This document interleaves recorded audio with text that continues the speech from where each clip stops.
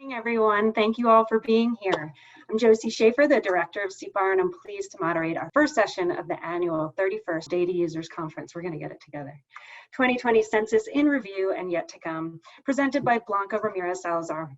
Blanca is a partnership coordinator for the United States Census Bureau. She's worked tirelessly during the 2020 census in Nebraska to ensure we're all counted, and she's a wonderful person. I'm so excited to welcome her to the first session of the conference.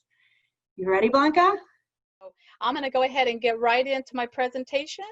In the interest of time, I know you've got a busy schedule today, and everyone is anxious to learn a little bit more about what we've got going on. So I will tell you that the one thing that I'm going to do is I'll probably do a little break in between two components. So so this is the agenda. I'll do just a 2020 Census in Review. I'll talk about the team and what we define as the team, as well as the operations timeline that's been adjusted. And then I'll talk a little bit about census tools, and there will be a slide in there where I'll just take a break to see if any questions have come in. And then we'll go into the final segment, and I will introduce our motivational speaker, Mr. Johnny Rogers. I imagine he is also on the call right now, awaiting for that moment. So let me go ahead and get started here. All right, so this is the Nebraska Census Partner Specialist Team. We had in 2010 3 partnership specialists who were duty stationed or based out of Nebraska. And so this time around, there are 17 partnership specialists. A few have already left. We know we're getting close to the end, so they have found other positions, so we congratulate them for that and for also sticking around with us for at least a year. And we, as you'll see some of the slides, they have all helped us accomplish so many things. So I want to let everybody know that all of these specialists come from diverse backgrounds, all walks of life. You've got an attorney, you've got veterans, educators, business executives, to faith and nonprofit leaders and public servants who have worked for city or state government. So quite a variety of backgrounds and skills as well. So definitely culturally diverse, as well as linguistically diverse. Chinese, Spanish, French, Arabic, and German are just a few of the languages that I'm aware of that they speak. We even have a celebrity, as I mentioned. Mr. Johnny Rogers will join us. He's already on the call, but he'll join us a little bit later to motivate us some more and help us with that last push for 2020 census. So we have him, and he's our hometown hero. So we're proud to have him on board as well. I believe he speaks the language of football, but he also now speaks the language of census. So that's pretty exciting. In 2010, again, I mentioned we only had 3 in the area, and now we have quite a few. So we are definitely excited about the next 6 weeks, because we will be done with our jobs by the end of September. So everybody's kind of stuck it out for the most part. And then one of the things that we did when we hired our team, and this is really across the region, is every coordinator looks at what are the needs, what are the different kinds of lanes and the skills that they could bring to the table because of it could be the challenges in a particular geography, a specific language that is needed. So these are the focus areas, and each time everyone came on board, or any time that we have to do a transition, we're always looking at our focus areas. So you might notice that some of these are topics, or they might correlate with what we have defined as perhaps hard to count populations or areas, and each one has such a unique set of challenges and opportunities. So early childhood, foster care networks, schools K through 12, higher education, special needs populations, definitely the difference between urban and rural, and I won't go through all of these, but we did capture also the Hispanic, Latino, Black, African American, Asian, New American populations, as well as the tribal populations. And so on the right hand side, then you'll notice that we have also designated areas. Like, we thought about what are those businesses, or what are those locations where we're going to need to create some partnerships. So libraries and just in general businesses and government and media are in there. And you'll see how this correlates with the type of partners that we actually secured. Okay, so now this is part of our team, is our partners. Nationally, we actually had a goal of 300,000 partners, and we reached nearly 400,000. We're actually cleaning up the system right now, the database. And so it's close to 400,000, but that's quite a few. So we went above and beyond. Now in Nebraska, we didn't actually have a specific goal, but we knew that we needed to get to a variety of organizations. So you can see here on this chart that for Nebraska, out of the 2837 that we have as partners, the largest one is your nonprofit, which is 25%. And then of course the business is right underneath that. But if you look at nonprofit and faith-based, that makes up almost 35%. Government is 13%, which when I pulled this data together, I was a bit surprised because I expected government to be a little higher than that, but also pleased because what I see here is that this is such a diverse a set of partners for Nebraska. It's very diverse and very rich. Faith-based, you've got healthcare, and then there's the 3% in the other as well. The one you can't see up at the top that says 2%, that's media. So then you see education. We've got a lot of schools as partners as well. Okay, so now as far as the next way that we're identifying a member of our team is the Complete Count Committee program. So what does that actually mean? There are almost, I think, 10,000 partners across the, partners meaning the Complete Count Committees, that formed a cross-section of trusted voices to work on a campaign and get the count done. So they are still, many are still formed. They're still working very hard, and we're so thankful and grateful for them. This is definitely a best practice.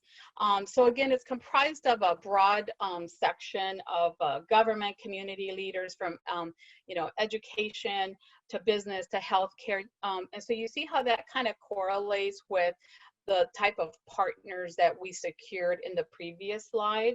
And so the trusted voices develop and implement a campaign. That's really the bottom line. I know that a lot of the Complete Count committees right now are actually assessing what has worked, what they could actually do for 2030, and then also helping out with this last push that we have. I'm gonna try to move my little camera over so that I can see. All right, so a few years ago, I want to say back in 2018 when I presented at the State Data Center Conference, I demonstrated a similar chart.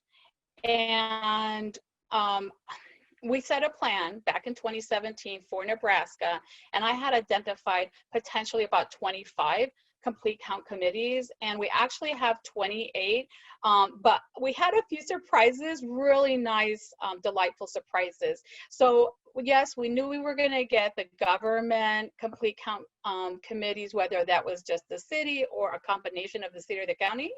And look at the number of city-only Complete Count committees. That just amazes me. And yes, we have, City of Omaha is our largest city, but we also have some of these really small communities like Rushville and Crawford, who have their own task forces or committees to get that complete count. And moving on to the community, there are 5 there. I designated this as more like cultural and faith-based. So we've got the Asian, and then the Bhutanese is actually more of a newer one. They didn't have a CCC in the last census.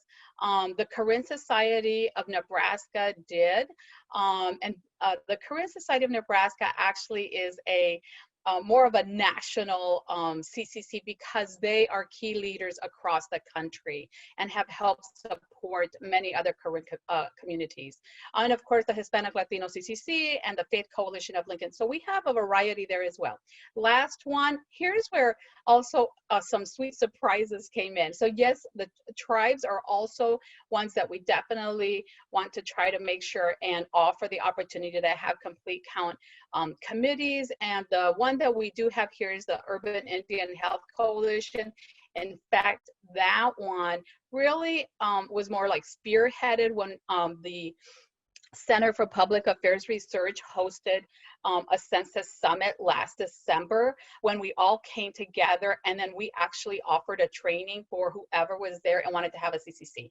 So that actually helped kick that one up and solidify it. So thank you for having pulled that effort together.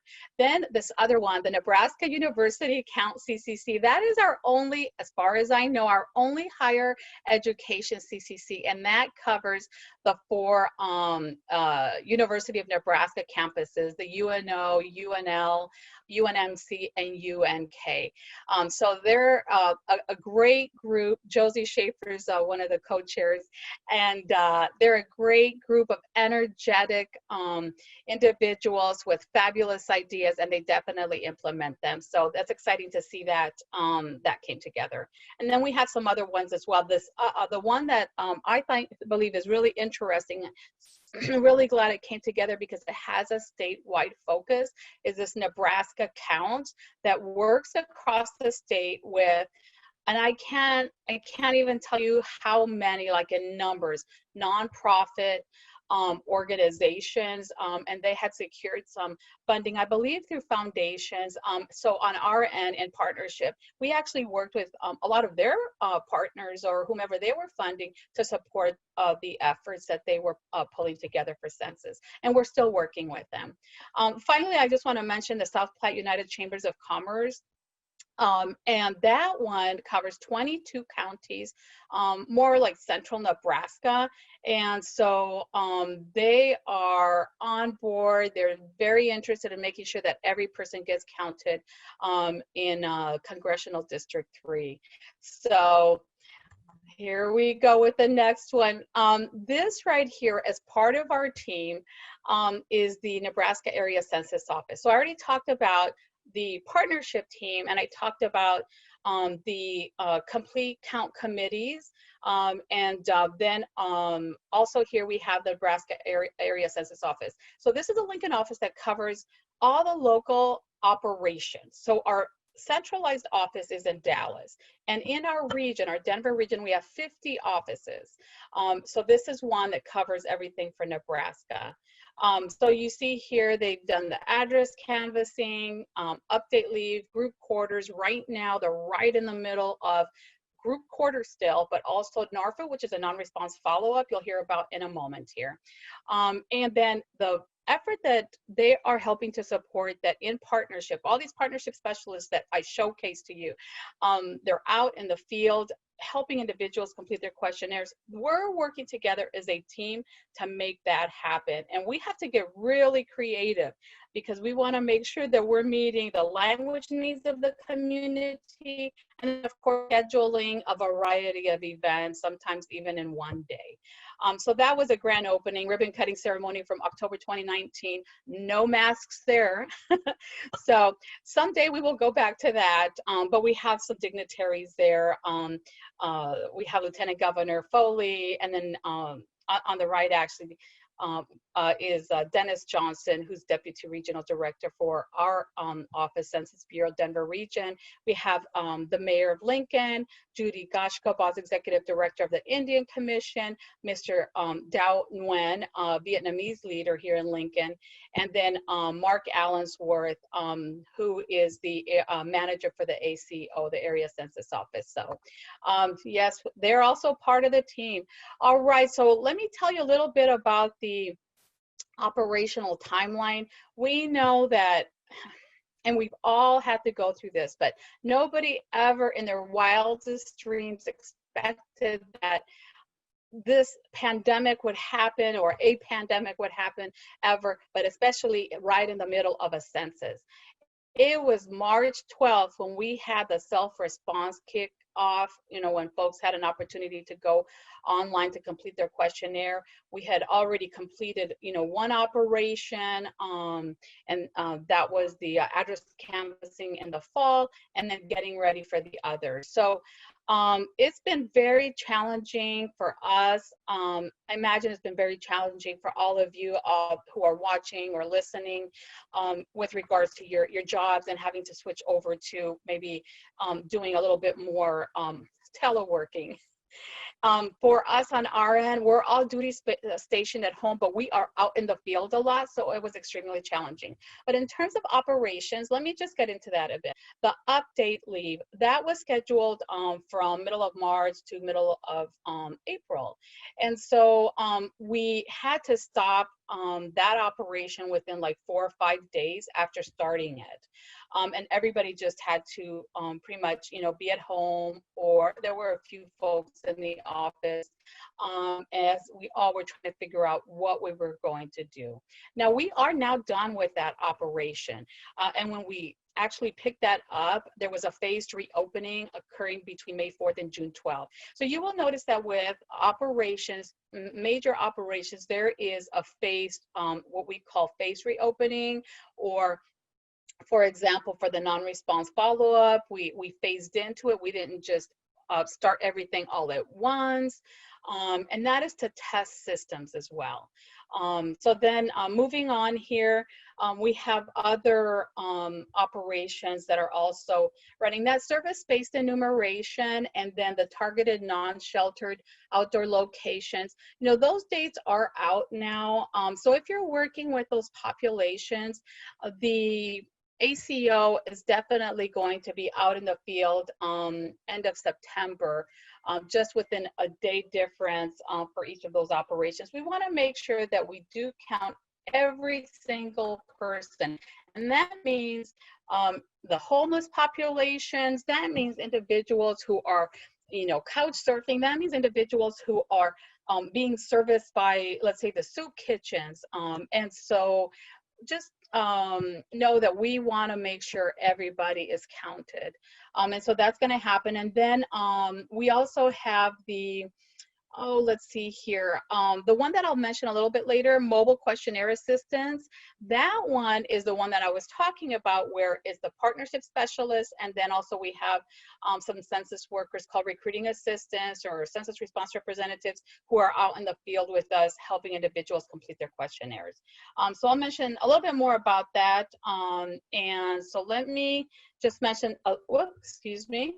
Last couple things here. We have ramped up. We are, ready to go. We are out in the field knocking on doors. Non-response follow-up has already started. We started August 9th, as you can see here on that third row from the bottom.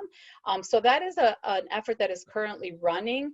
And we are, I'm not sure if the text I received was the office manager telling me what the status is right now, but as of yesterday, we were at about 22% done with the non-response follow-up, and we just got started August 9th. Now, I don't want us to get too comfortable with that. Why? Because we still have to push. We have a limited amount of time, and we want to get done as quickly as we possibly can. And each one of you, can help us out with that. So I'll mention what it is that some action items that you could help us out with in a moment. So our goal is we've got to get the data delivered to the president by the statutory deadline. We had asked at one point, that's not new news, that we had asked for an extension, but now we're back to, okay, we're going to get this done. Statutory deadline is December 31st, and then delivering that redistricting data to the states by March 30th, 2021, which that was our original schedule, okay? All right, so always want to remind everyone that we have the 3 ways to self-respond. So I want to clarify for anyone, I always think there's got to be the one person in the audience who may not know. As far as self-response, we go after the 100%. But the reason that we want folks to self-respond is because we are saving taxpayer dollars, and also very important to get the best quality data that you all need to write your grants, to draw in dollars for all kinds of services. So the best way to get the best data is to make sure that individuals or households complete it on their own or with the help of someone, without someone knocking on their door. Because once that happens, they may be distracted with other things. They may have something on the stove. They may be on a call with someone and want to rush the enumerator off without giving them the full information. So the one ask right now that I would have, and please, as I'm talking, write down these things. I am going to ask you, if you have not completed it yourself, which I would think 100% of you already have, but maybe not, please complete it. And if you have, and even if you haven't, but you do, I want you have about an hour in between these sessions here, this conference. I want you to send a message to your colleagues and ask them, hey, did you get it done? You know, and encourage your colleagues and your friends and your family. And then by the end of tomorrow, let's see, maybe on Friday, we will see those response rates increase for Nebraska with all of your help. Okay, so we have the online version, and you can see there that we have 12 non-English languages available. We have the phone as well, and there's another English and the 12 non-English languages, and all of those are different phone numbers. So that's where it gets a little tricky. And then we do have, of course, the paper questionnaire. By the way, it's not a rumor, it's out there. It looks like there's going to be a 7th mailing, but whatever we're doing right now is very targeted. It's not going to get mailed out to everyone. We are also doing emails, and that's also very targeted into areas where they're low in self-response. You know, we do have addresses. We do not know the names of individuals or their phone numbers. With the exception of if they've participated in surveys, we may have a phone number. But emails, we have that through other data, perhaps a third-party information that we purchase. But at the same time, we know because it's in our workload what addresses have not completed their questionnaire. So it's going to be a targeted mailing. Okay, and the last way to get this done is by the knock at the door. So help us avoid knocking on the doors. Nobody wants us there, especially because of the pandemic. And I know our enumerators love the extra hours, but they also, you know, are trying to make sure that they're as safe as it possibly can be. So let me go into the self-response map. Many of you have probably already seen this site, but what I did is I wanted to take you through, okay, what's happening across the country, then what's happening, you know, in comparison to Nebraska, and then we're going to take it down to Douglas County, and then I pulled one census tract from Douglas County. So bear with me as I speed right through this because I'm trying to watch the time here. So, all right, so we've got the national response rate. So that's the number of households that who have actually completed their questionnaire, whether it was online, by paper, or by telephone, and that's 63.9%. Okay, look at Nebraska, 69.4%, definitely faring better than the rest of the you know, the country, the national rate. But at one point, I think right at the very beginning, Nebraska was at number 1, then, you know, it kind of fell down. Maybe the worst it's been is like number 6. And nobody knows where Washington came from. That one was completely unexpected. So Nebraska has been doing well. But let's not fool ourselves, because there are pockets across Nebraska, rural Nebraska and urban Nebraska, that are struggling and getting the questionnaires done. So those are the ones that we really want to focus on. All right, moving on here. So this is what it looks like for Nebraska. So you saw that rate, what was that rate? That rate 69.4%, okay? And so these are numbers from just a couple of days ago. It will be updating today at 3 p.m. Eastern time. So I wanted to just show you just the rankings by county. I did add in Douglas County because it wasn't showing up easily. And then the city, I added Lincoln and Omaha so you can see the ranking there. But look at that. Sarpy County is, of course, ranking #1, and then Seward, and you can see all the others, Lancaster County as well, so on and so forth, all the way down to, let's say, Douglas County is number 11. And then we've got by city. I have no idea where Hardbine, Nebraska is, but they are leading the rankings by city for Nebraska, so congratulations to them. And then you just go down to the bottom where I added Lincoln at 75.5%, and then Omaha at 69.9%. You can see their rankings there. So we do have a little bit of work to do. Now, when you look at the map, and I don't know if you can see my cursor moving around, but the yellow counties here, and even this dark orange right here, these are the ones that in a larger level we are paying attention to. So I know Heather Bloom, partnership specialist, is on in this training. She's on the call, and she is really helping to our team hone in on that data and help us figure out which are the ones we need to be paying attention to. So definitely all of those. But then we have to find events or activities, rodeos, county fairs. Where can we go? How can we engage our partners? And we want to be there to help people complete their questionnaire. So we're trying to create a buzz in those areas. Now, you can't see from this image, you can't see Douglas County and the air, or even Lancaster County or some of these other counties where they are struggling. So I'm going to take you into Douglas County as an example. Well, after I let you know where we are with the internet, because that's one thing that we are tracking as well. Everybody wonders, okay, you've got the online, so how well are we doing? Are people using that? So here's where we are. I just wanted to point that out. So nationally, 51, so a little over 50% of those who have self-responded nationally have done so through the internet. And Nebraska, you know, #4 in the nation, we're at 55%. So we're actually doing a little bit better. I will tell you though that when the specialists and the census response representatives go out into the field and they're trying to help people complete their questionnaires, whether that be at the food distribution lines or whether that be just at another event, a community event, the feedback I get is that not everybody has a data on their phone, right? So that they can't complete it on their phone. So the alternative is for them to call the national number, but then they might just have a phone that has just a set number of minutes, and then they won't be, you know, they don't have enough minutes to call the national number and perhaps be put on hold or have to wait a little bit to get that done. So there are definitely advantages to having a variety of options. And in this census, that is what we have. And with the pandemic, having that online option, I believe, has definitely helped.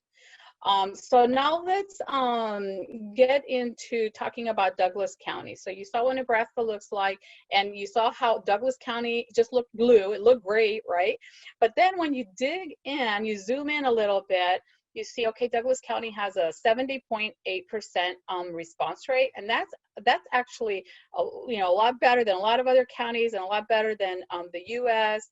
And even better than a little bit better than the state. But when you start looking at census tracts, right, these geographical areas, I know everybody on this call probably knows what those are, but designated geographical areas, that is what we're paying attention to. So we actually get a list of census tracts that are like the worst of the worst. And so those are the ones where we're scheduling not meetings, but events. And when I say events, we're picking back on other things that are going on in the community. And you'll hear about that in a second. So Tract 39, that's the one that I highlighted. Look at that. It's at 40.6% self-response compared to Douglas County at 70.8%. Now, I did not pull up, let's see, City of Omaha actually was on that previous slide, but I didn't quite pay too much attention to that. But anyways, nevertheless, the 40%, 40.6%, and look at the gap. That is just amazing. So what is it that we can do to create a buzz there to get individuals to complete those questionnaires? Now, the 2010 self-response rate for that tract was 46.9%. So that really means that the rest of the remainder of the 100%, we had to knock on the doors to get those done. But wouldn't it be awesome if we could go ahead and figure out a way to turn that around? We're at 40.6%, and I know things are moving like very, very slowly in terms of the response rates, but to create some kind of a buzz there to generate more activity. Okay. Tract 39, so then we look at the characteristics. Right now, my two favorite tools is the one I just showed you, that self-response map, which is what's actually happening right now. Basically real-time data, give a day. And then this ROAM, Response Outreach Area Mapper. And previously, at the conferences and when we met with partners, we were talking a lot about ROAM. But now we are still using it, maybe not as much, but it is to go in and do a little research. So when I see that Tract 39 is not faring so well, then I want to see what are the characteristics. And then I had gone in and zoomed in a little bit, try to figure out, well, what is there? And we've got all these apartment complexes. I believe it's kind of the downtown Omaha area. And when I highlighted these areas over here, because I wanted to just quickly pinpoint some of the characteristics that kind of jumped out at me. So we have just at the very top, first, pay attention to that 34.2. What that means is that when this tool helped us predict so this low response score, that meant that we predicted that 34.2% of the population was not going to complete their questionnaire. So we already knew that this was going to be an area we wanted to focus on. And so now we are there, okay? It has happened, and now we definitely gotta pay more attention to it. Persons below poverty level, 48%. And then there are some others I'm sure I could have picked up, but like Hispanic population, that's 50%. And then we've got foreign born at 28%. And then at the bottom, Spanish is a language that is definitely one that whatever we're gonna do, we wanna make sure that we're getting to those organizations and we're getting it in the right language and with the right images so that it resonates with that population. So that's how we're using that tool. Now, let's see here, we have, so that's a self-response map and the ROAM that guides two things, our outreach during the pandemic, and then of course we didn't have this other, we were supposed to start this mobile questionnaire assistance sites where we actually go out and help individuals complete their questionnaires, but that also came to a halt. And that didn't pick back up until July 13th. That wasn't that long ago, about a month ago. And then it'll go all the way through September 26th when we're all done. And the end date for all operations is September 30th. So I am going to stop for a moment because I see I'm getting to the next section and open it up for a couple of questions if you have them. Sure. So we did get some questions about how folks can look up the self-response rate in their areas. We've sent them that information to access these resources. For an easy reference, you can go to CPAR's website. You're probably there already if you're getting on this conference. We have a 2020 page set up, and some of these are linked through there as well. We had someone ask about their census ID information, not receiving that and what they did. Sent them to the census website, let them know that there is an option there that you can say, I don't have my census ID, and still go through some steps to complete. You can always call as well. Couple questions about when data is going to be ready. I know we've gotten some changes to those deadlines. So you covered some of that, and then some of the more specifics about data will actually be covered at the 11 o'clock session. So we might come back to some of those. This one, so you zoomed in on those Douglas County tracts, and someone mentioned that there are also some of those tracts that are low response rates are also medically underserved areas. So maybe just a little bit more about what you're doing to dig into those areas, why we're getting low response, and what we can all do to help. So just quickly back to this, the characteristics of Rome. This is what tells us what those characteristics are. So what is it that's preventing people from completing their questionnaire? And also we got right? specific, maybe could it be immigrant populations? Yes. And what are we doing to make sure immigrant populations feel safe completing the census? Yes. So you're going to get a little bit of that information in this next segment where I actually give some examples. But we are, I would say 80% of our work right now is really getting to the populations. It's a new Americans, it's a refugee populations. I have partnership specialists who have, during the pandemic, well, we're in a pandemic, but during the peak time, I guess, when we were, pretty much just stuck at home, we were still working. And so I have a couple of partnership specialists working with the refugee communities, in particular the African population, so the Nuer, Sudanese, the Dinka, then there's the Yazidi, especially from the community of Lincoln, and then we have a national actually organization, the general secretary is in Lincoln, and then we have had all these conference calls. You know what they say every single time, and I'm on all those calls facilitating the discussions, they say, you know what, I've been here for 20 years and this is the first time I hear about it. And thank you for giving us the information. Now we know, and we're going to work with our community. So even when we couldn't go out in the field, we were still making an effort. We were having virtual calls, meetings with them and trying to connect them. There's a lot more that can happen though, I would say, in between censuses to make sure that they continue to be engaged. So we're doing that. Then we also have, for example, all of our, there was a time when we didn't have any paper or swag or materials. Now we have so much, it's coming out of our ears, that it's in our garages, that we are definitely offering it to partners, but we are being strategic.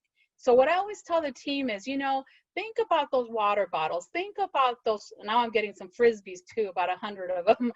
And then think about, all these items, who is it really gonna make a difference to? So for example, AARP, National AARP, purchased some co-branded items, some silverware napkins. So we didn't wanna just get those to anybody, any partner. We wanted to be very strategic. So we, in this case, we found a couple of centers, one in Omaha and then a nonprofit in Lincoln that works with senior populations that work with diverse populations. So we're actually getting at two populations, the foreign born and then the senior population. So everything we do is very strategic. Media. Joel Cota is our media specialist, and we're not only are we and he sending out regular updates, but we are creating a buzz. We're working with our partners, and you'll see in a minute here what activities we have. And you'll see that we have had since July 13th about 125 mobile questionnaire assistance sites. There are days when we have 4 events. And so I'm going to get into that in a minute, but I think you'll get a better picture.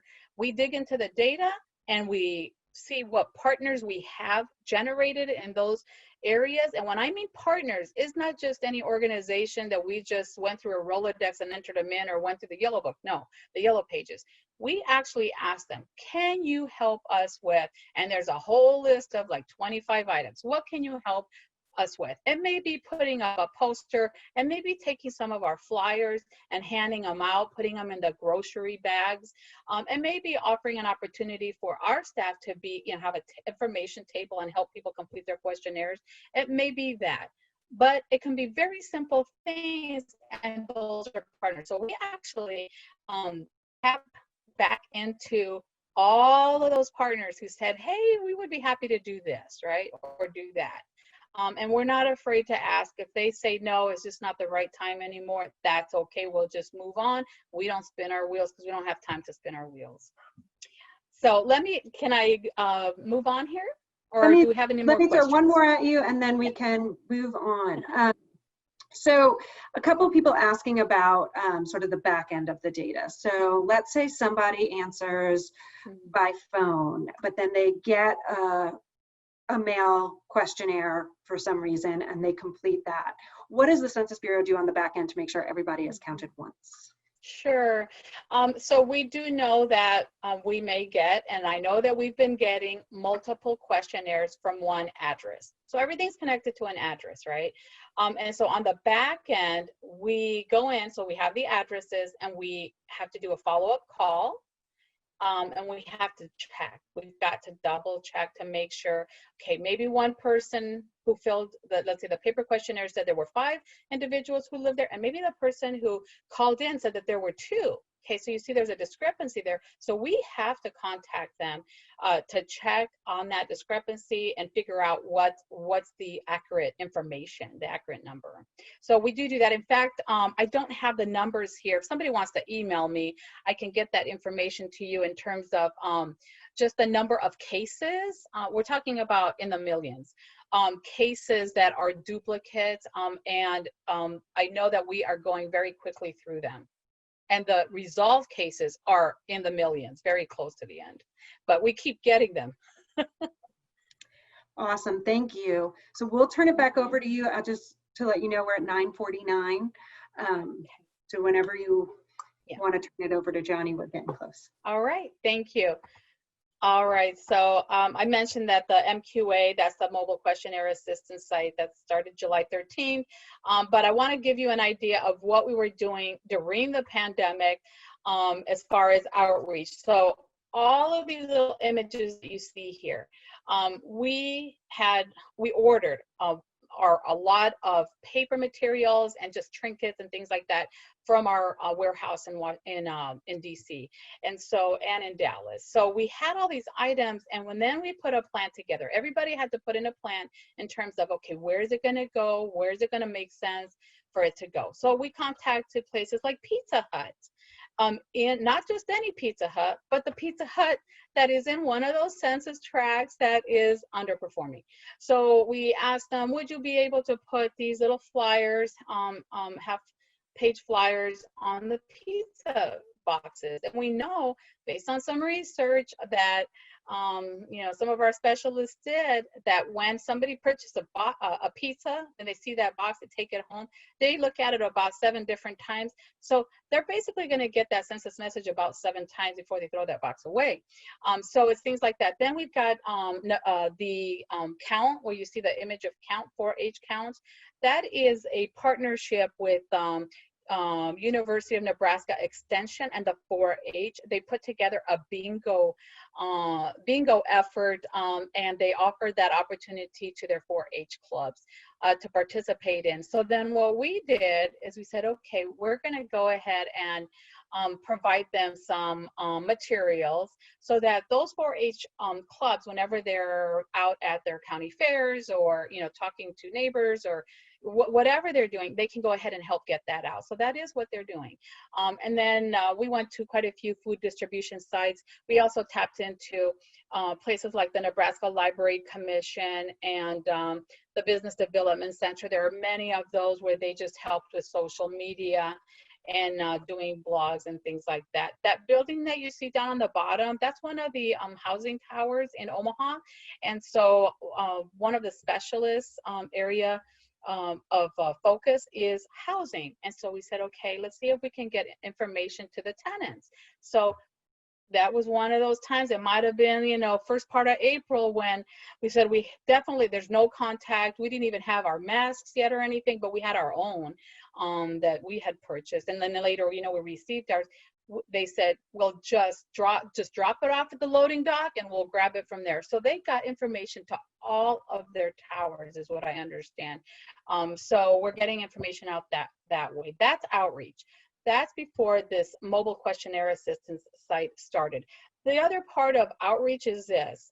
We really try to offer many opportunities to these vested, you know, leaders, these trusted voices. So you'll see some right here, the Korean and then the Bhutanese leaders. They actually went to Washington, D.C. to participate in a faith-based conference, a national faith-based conference. And then like Viridiana Almanza here, she was sent to, and I can't recall what area, but to be an ambassador. So she came back as a census ambassador to assist in her community and in the state of Nebraska. And there are others as well. So many other, you know, the PSAs and the videos that have come together. The Center for Public Affairs Research has just been so generous to continue to post those. Mr. Johnny Rogers, another one of those virtual activities that he has faithfully worked on is to be on do a live PSA every Saturday morning since April 1st, and then also on Monday mornings, in order to get to, you know, continue to create a buzz in that community there in Omaha.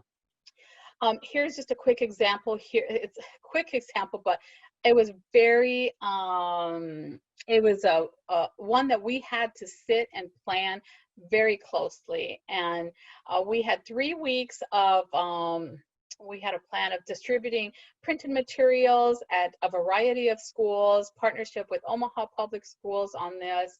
And let's see here, we had a team of 13 Census Bureau employees who went out to all these different schools and handed out information. So we said, okay, the first week, we'll just do the printed materials. The second week, we'll hand out fans. It'll be hot.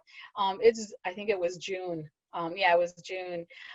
And look at the number of cars that we were getting to. So we were actually tracking all of that. Third week, oh, we're going to do something a little bigger. We're going to do printed materials and water bottles. So we're always trying to, you know, be strategic. And you'll see photograph there of them there. So that was before our mobile questionnaire assistance program started.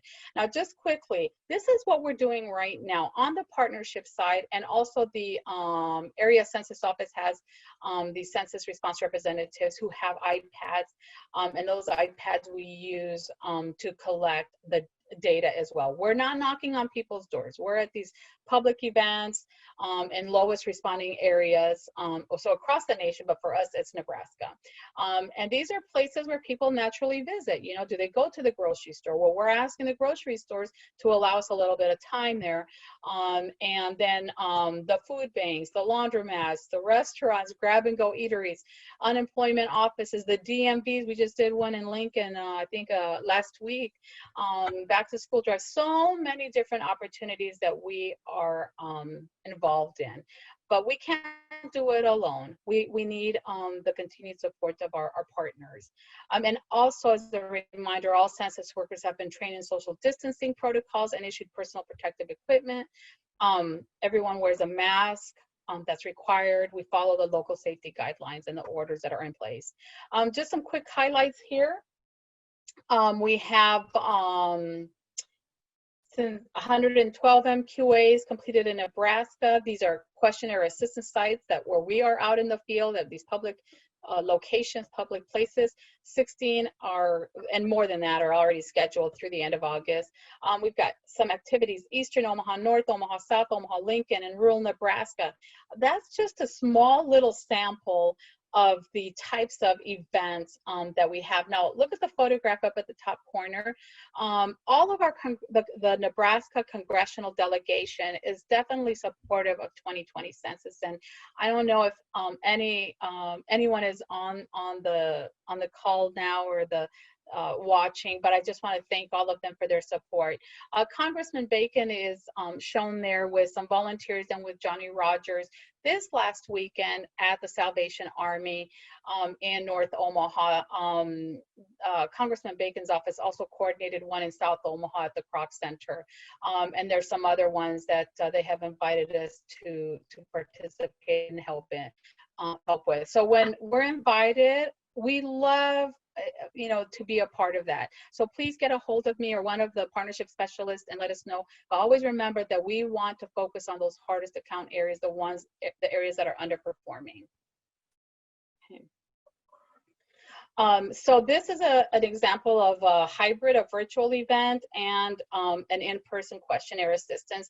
There were about, I don't know if you can see down at the bottom of this flyer, about 25 partners that came together. So the team has said, how are we going to get the Hispanic Latino community to, have the census in their mind, and so what they said is, okay, we'll get all of these partners together and look at the TV and radio stations that were a part of this, the media partners, and then we said, oh wow, well now we can go out in public, it's pretty safe, but with our masks and all of that. So we got the assistance from Congressman Bacon's office, who secured this site for us, and so we went out there, and on the radio they were saying, hey everybody, go down to La Plaza Latina and get your questionnaire done. We had quite a few people who showed up.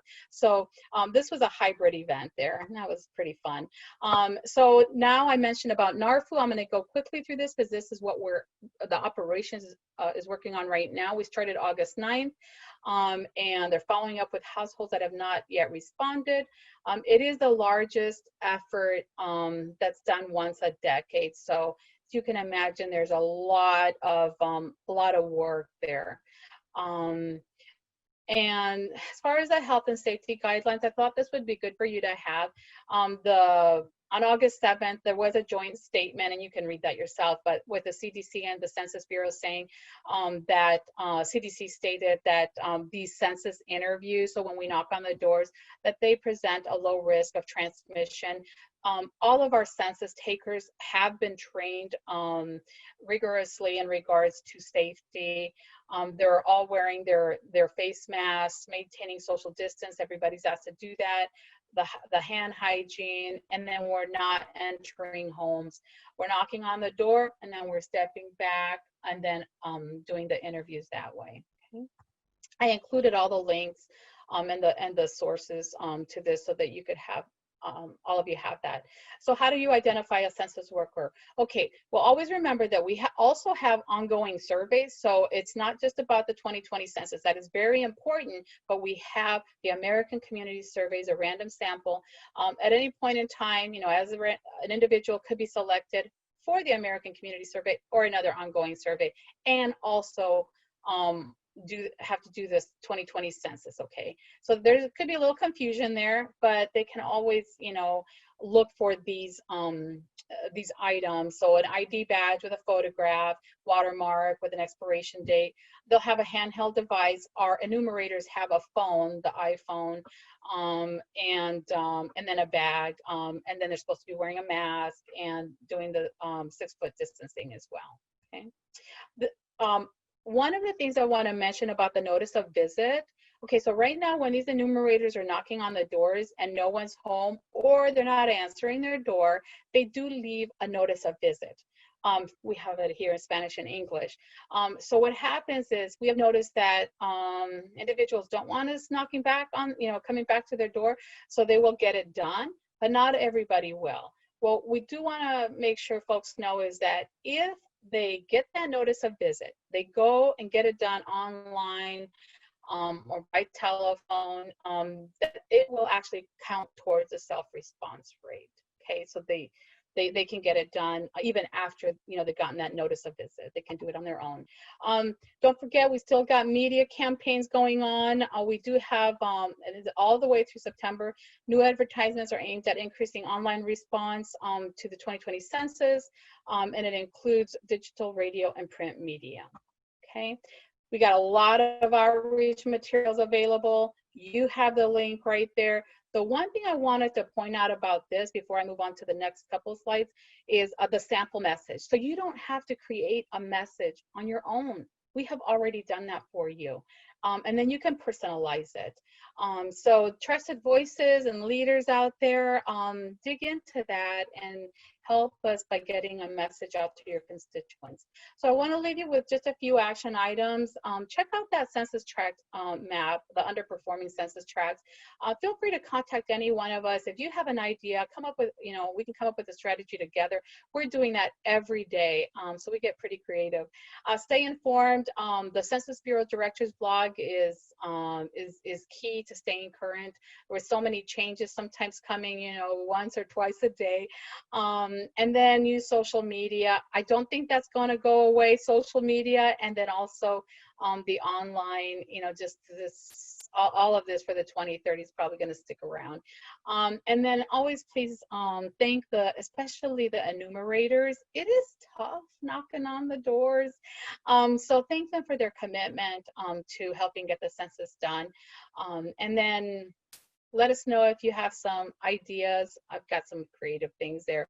And so let us know, and we are happy to work with you on that. Remind everyone that it's not too late to self-respond. There is a key message there that I'd love for you to send out to your friends, your family, anyone who has not completed it, or if you think they haven't, just get the message to them so that we can increase the rates and make sure that that data is improved. I want to finish up with this message of the census is safe, because as was mentioned earlier, there might be individuals out there who really are afraid to provide their data, but yet as key stakeholders, we all need that data to make the best decisions for our communities and to be able to draw down that fair amount of funding. And for the fair representation as well. So be sure to tell them that it is safe. Okay, we are bound by Title 13, all Census Bureau employees, to maintain information confidential. And the great thing is that it will take 72 years after the census is done for those records to be released. It will only be available in the aggregate format. So thank you everyone for listening in. I think it's time to go ahead and turn it over to Mr. Johnny Rogers.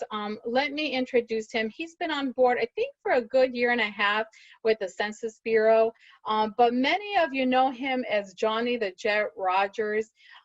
He is in 1972, he became the first Heisman Trophy winner for the state of Nebraska and only the fourth Black Heisman winner in the country's history. He is the Husker Player of the Century and was named the MVP in Big 8 Conference history. He was also voted Entrepreneur of the Year in 2005. So we are so delighted to have him. I want to turn it over to him to leave us with a motivational message or words of inspiration.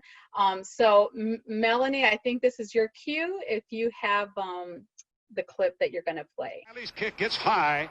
It holds up there. Rogers takes the ball at the 30. He's hit and got away. Back upfield to the 35, to the 40. He's to the 45. He's to the 50, to the 45, to the 40, to the 35, to the 20, to the 10. He's all the way home. Holy moly. Man, woman, and child did that. Put him in the aisles. Johnny the Jet Rogers just tore them loose from their shoes. Thank you, Blanca, for your message, and Josie for the clip. And if that clip seems like it's a little old and grainy, it's because it is. I'd like to wish everybody this morning some health and wealth. And remember, we are what we think about most of the time. Well, I'm sure you all have heard that the 2020 census deadline has been changed. We thought we had until October 31st, but it turns out September 30th is that new final yard line for the field data collection and the self-response options. No doubt this presents a great challenge for us. Still, right now, we all have a chance to make history. Even though there's just a little time left on the clock, we're shorthanded and we're fighting through a catastrophic pandemic, we are still thriving while overcoming the obstacles that life sometimes just throws at us. We still have a shot though. right here, right now, to show that we have what it takes to take what they got. We're still in the game. I challenge all viewers at this data conference to partner with us on our continual commitment to conduct a complete 2020 census count and to provide accurate, appropriate data while protecting the health and safety of the public and our census workforce. Now, most of you likely know me as the Huskers' first Heisman Trophy winner, but I'm also a son, a father, a grandfather, a great-grandfather, and a community activist, small business entrepreneur, and a friend to many of the incredible people that are counting on us to get this count right. Together, all of us shape the future of our communities. And with such little time to get these final response rates to an all-time high, it's going to take everything we've got to make sure those hundreds of billions of dollars in federal funds are allocated appropriately. The work that we do together is serving a greater purpose, supporting our children's education, elders' health care, emergency services, our housing, food assistance, and everything in between. So let's be honest, what we're doing here at the census is a pretty big deal. Now let me hit you to a little something, something. I know that deep down inside of each one of us, there's a switch.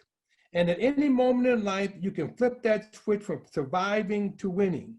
Because surviving is just an illusion. There are only two types of people in this world. There are people who win, and there's people who lose. It's hard to be a loser, and it's even harder to be a winner. Today, I want you to flip that switch from surviving to winning and take your efforts to an all-time high. We got to be in it to win it, y'all. You know, as a former football player, it's only right that I throw in a little sports analogy. Here we go. Tom Osborne once told me that when you've done your best and you can't do any more and you've given it all you got and you spent yourself, that you're really only halfway there. That reminds me of the 1971-72 Orange Bowl. Top-ranked undefeated Nebraska Cornhusker versus the undefeated Alabama Crimson Tide. Alabama was favored to win because Bear Bryant had Coach Devaney's number. Devaney hadn't beaten Bear Bryant in the past 10 years. The Bear just toyed around with Devaney and the team. You see, Bear was named the SEC Coach of the Year 5 times prior, and in '71, he was named the best coach in the country. Boy, were we hot. We hadn't even played the game yet, but Bear was named the Coach of the Year. All right. When we arrived in Miami, there were signs all down the streets, on the trees and the buildings. Everywhere we went, the sign said, "See Johnny run, see Johnny run." But they weren't talking about me, Johnny the Jet. The signs were promoting the legendary All-American known as the Italian Stallion, Johnny Musso, who was and still is the greatest running back in Alabama's history. They were all Alabama fans. When we arrived at the stadium the next day, the intimidation factor was high, y'all. Their fans outnumbered ours 3-1, and they had Johnny Musso's posters everywhere. It was like up until that time, we had just been surviving. Now came the real test, flipping that switch. Oh, it was game time, y'all. Sure, we were undefeated, but they were too. You earn your accolades as a team by how you finish, not by what you attempt. This was Coach Devaney's biggest game ever. A win over Bear Bryant would take him to the next level and put him in a category all by ourselves. And the Big 8 champs, we'd be the Big 8 champs, earning that back-to-back national championship. We'd be champions of the world. Oh, we wanted it bad. Just prior to the game, the Bear publicly stated they would not be kicking or punting the ball to me, that the Italian Stallion, Johnny Musso, would be guarding the Jet man on man. The ball kicked off. The game has begun. The kickers away from me just like they said they would. The crowd is loud and anxious. We turned the ball back over to them and the crowd began to chant, "See Johnny run, see Johnny run." But our defense shuts down Johnny Musso and they are forced to punt. All the Husker fans are on their feet. They didn't want to miss what came next. The ball is kicked low and away from me, close to the ground, which made it difficult to return for anybody. Everybody was surrounded by it. Johnny Musso was the first man down following the ball, and I was too. I was always had a green light, and I could do what I wanted to do. So I picked the ball up right in front of Johnny. I gave him a leg, took it away, and dipped down into the crowd of defenders, pulled back, hit the sideline, and the race was on for a 72-yard touchdown. The Husker crowd began to chant, "See Johnny run, see Johnny run." We broke them off early and never let up. Nebraska, the underdogs, were now back-to-back champions. We won 36-6 that day, and they were so low by the fourth quarter, we had to pipe air to them to keep it live. This is the 2020 Census fourth quarter. Anything can happen in the fourth quarter, y'all. We're short on time. It's easy to get complacent like Alabama did. But our impact here at the 2020 Census and our partnership with the UNO Data Center is making a difference. We have a team with great partners that are greater than ever. I wish I could tell you that it's going to get easier, but that's not the truth. The truth is it's probably going to get tougher and tougher. But what makes victory so sweet is when it gets tough. So let's focus right now on the win. Focus is F-O-C-U-S. We have to follow one course until we succeed. You got to keep your eye on your goals. It's time to go within and flip switch, or we may go without. We're not just human beings, we're humans becoming, and we keep getting better and better if we choose to. It's not by chance, but it's by choice. You are the ones, and the time is now. When this is over, our mission with the census and this crazy pandemic, let's be sure that we make it on the right side of history. When they talk about the 2020 census and the data team, well, let us remember us as the most resilient team in census history. But we have to earn it, that by digging down deep in that fourth quarter to pull together the best results ever. The 2020 census belongs to all of us. If you know someone who hasn't responded yet, please encourage them to do so today. Online at 2020census.gov, over the phone or by mail. Teammates, partners, you know what time it is. It's game time. Anything you can do by yourself ain't big enough. Teamwork is going to make our dreams work. Every day ain't big, y'all. Not every other day, but every day. God bless everybody. Think about it. You are what you think about most of the time. Thank you, everyone.